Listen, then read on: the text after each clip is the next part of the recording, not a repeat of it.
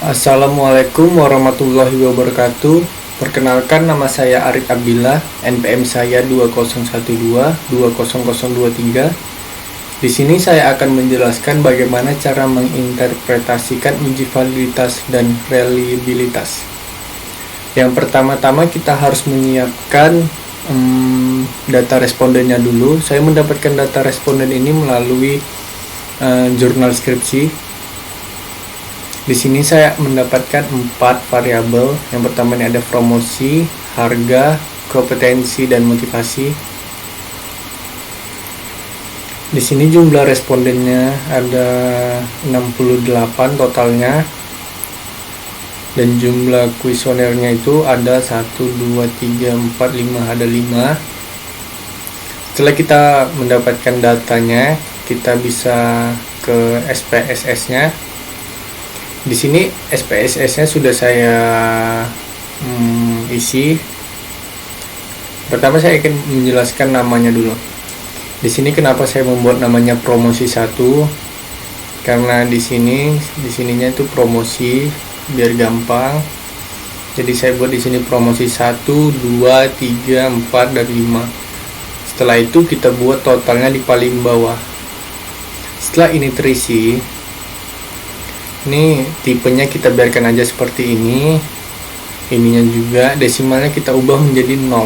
Sebelumnya ini 2. Jadi bisa kita ubah menjadi 0. Di sini labelnya ini sendiri saya mengisinya begini. Persepsi responden atas kuesioner pertama tentang kompensasi. Karena ini yang pertama. Kalau ini yang kedua, saya buatnya persepsi responden atas kuesioner kedua tentang kompensasi. Yang saya ganti itu hanya pertama, kedua, ketiga, keempat, dan kelima. Yang totalnya jangan diisi, biarkan aja kosong. Di sini saya value-nya kita ubah menjadi seperti ini. 1 sangat tidak setuju, 2 tidak setuju, 3 kurang setuju, 4 setuju, dan 5 sangat setuju. Setelah ini terisi, bawahnya juga sama seperti ini, sampai seterusnya, sampai ke yang kelima. Promosi yang kelima. Totalnya biarkan kosong juga. Di missingnya kita biarkan 0 juga, kosong. Di kolomnya juga kita biarkan 8. Ini terserah sih mau berapa sih ini. Ini juga biarkan. Measure-nya kita ubah ke scale. Semuanya scale, scale, dan scale. Setelah terisi semua seperti ini sudah pas. Kita bisa ke analyze. Di sini analyze. Kita bisa pilih, ada tulisannya descriptive statistik. Di sini ada frequency. Kita tekan. Setelah itu kita pindahkan semua kecuali total. Kita pindahkan. Setelah itu kita tekan OK.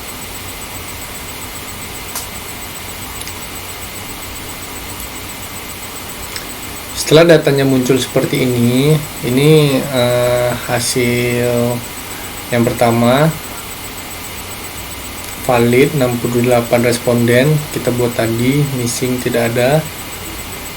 Setelah itu kita bisa buat lagi untuk yang validitasnya, kita bisa analyze ke correlate, dan ini yang paling atas bivalid. Oke, kita tekan. Ini juga sama, kita pindahkan, tapi ini semua. Tadi kan totalnya tidak ikut. Kalau sekarang ini semua kita bisa pindahkan, dan pastikan di sini nih persennya ini tanda checklist ya. Setelah itu kita tekan OK. Kita tunggu. Oke, ini sudah muncul. Di sini sudah muncul. Kalau di sini lebih dari 0,05 maka ini tidak valid ya. Jadi ini 00 berarti valid, ini juga 00 berarti valid, 000 berarti valid juga, valid dan valid, semuanya valid berarti ya. Setelah itu untuk terakhir kali reliabilitasnya kita bisa tekan analyze lagi, kita tekan scale, dan ini reliability analysis maksudnya. Ini sama seperti tadi, kita pindahkan kecuali total. Kalau yang tadi semuanya ini totalnya tidak ikut. Setelah kita pindahkan, ini pastikan modelnya alpha. Kita bisa tekan statistik dulu, jangan kita tekan OK dulu. Statistik ini 3 pastikan tercentang atau ada tanda checklistnya ya. Kita checklist. Setelah itu kita bisa OK. Kita OK kan lagi. Maka muncul seperti ini. Di sini Cronbach alpanya itu 675. Bagaimana cara menginterpretasikannya? Kita bisa ke Word.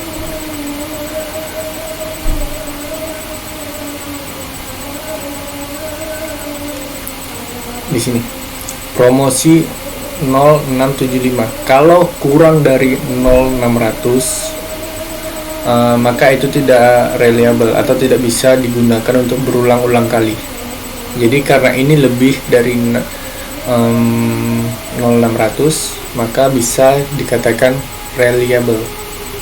Yang untuk validitasnya kita bisa cek di sini promosi. Kita ke SPS-nya lagi. Oke. Di sini ini gimana cara dapetin ininya? Jadi ini tuh didapat tuh dari sini. Nih 689. Kalau dia kurang dari 194 maka dinyatakan tidak valid.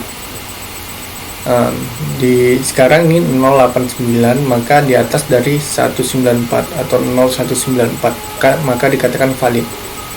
Begitu juga dengan yang promosi kedua 556, karena di sini 556, di sini 705, 757, 592, maka di sininya sama 556, 705, 757, ini koma ya, 092, maka semuanya ini valid.